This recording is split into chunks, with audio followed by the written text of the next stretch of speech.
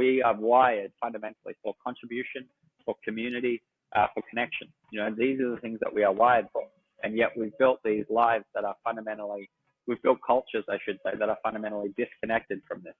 And so what ends up happening is that we go on this journey that is out of alignment with our own evolutionary biology, and then wonder why we're not happy.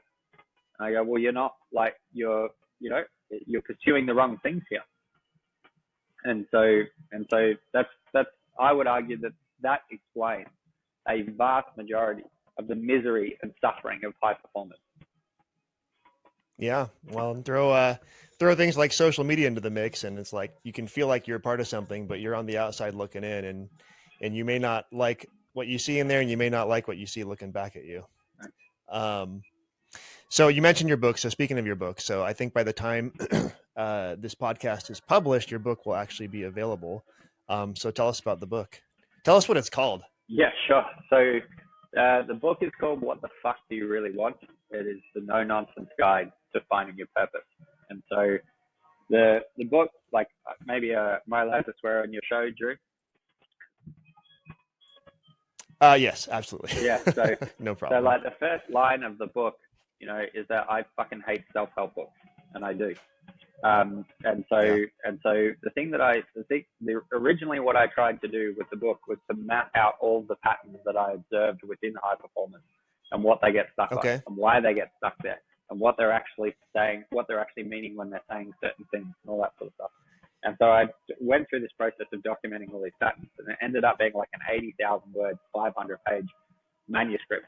And I realized that on the other side of documenting all these patterns and going into the neuroscience of how their brains work and all this sort of stuff, is I said, no one cares, Max.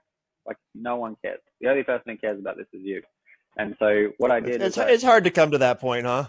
Well, what I did, you put so much work into it. Yeah, I mean, that was fine. That was fine. But what I fundamentally did was I just stripped it down to its absolute bare bones, where I actually take, where rather than it being about the documentation of the patterns, I actually take the reader on the journey that I take clients on. And so the reader can actually walk, and it's filled with exercises. The book is jam-packed with the exercises to help them find their purpose. And it's very, very short, a couple hundred pages long, very easy to read. It's written in a super conversational manner. I'm talking with the reader. I have 3 client stories, 2 of which were roaring successes, and the third is the worst outcome I've gotten in my career by a long way. So I wrote in there around what happens when we don't take up this journey, and sort of documented what happened for this particular person as well. And so, yeah, that was basically my effort in some ways to be able to reach more people, because I would imagine in some ways, Drew, it's similar to you, where the chokehold of your business is more or less your time. And so in this way, more people can take up that journey if they choose to. Yeah, exactly. The flagship program that I've historically only run my in-person clients through, I've now made available through an online program because of that reason, right? I want more people to have access to what I have to give. Right. So